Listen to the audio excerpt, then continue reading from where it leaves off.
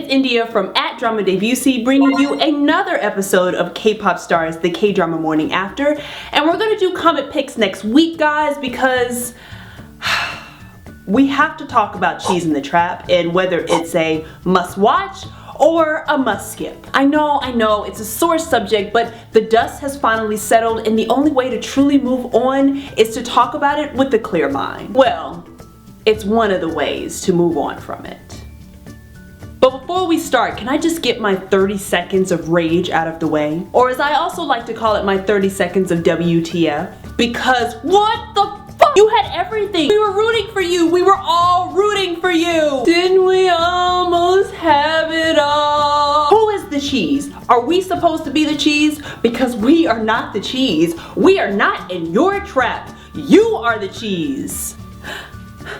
I'm not the cheese. Sorry you guys had to see that side of me. And sorry for the singing. I know I promised not to sing anymore, but you know, sometimes promises are broken and dreams are shattered, as proven by this show. I warn you now that there will be spoilers in this episode, so if you need to walk away now, it's fine. You're not helping my abandonment issues, but it's fine. I was just like most of us, going around singing the holy praises of Cheese in the Trap for weeks because I was so totally in love with it. I mean, like birds chirping in the background, Taeyong singing, in love with it. I loved its subtle tone, its dreamy soundtrack, the fact that the cast had that raw energy that made everything, even their characters' complexities, feel natural, and it was all interestingly backgrounded by this underlying darkness that made it feel like a thriller. I was particularly invested in the growing relationship between Hong Sol and Yoo Jung, especially since they established their relationship so early so that we could explore it as the show progressed. I hate will they or won't they.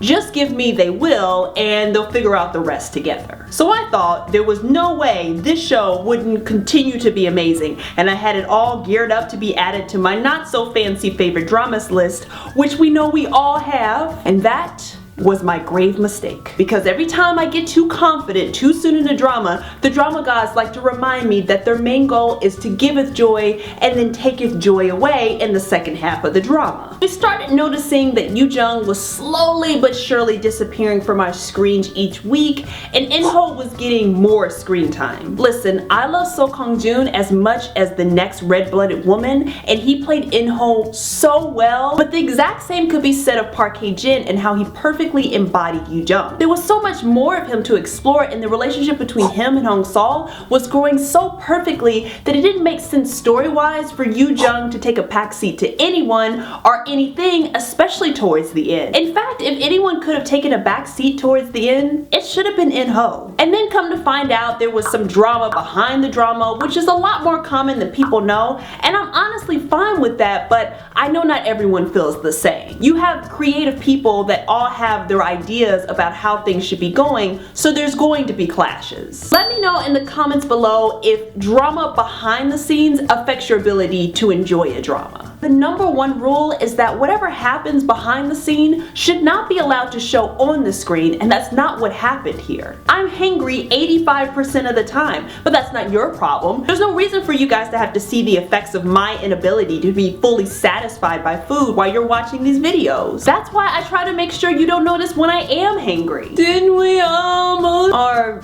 maybe you do notice. All that drama is how you end up with an anticlimactic ending like the one they gave us. See what happens when people get in their feelings?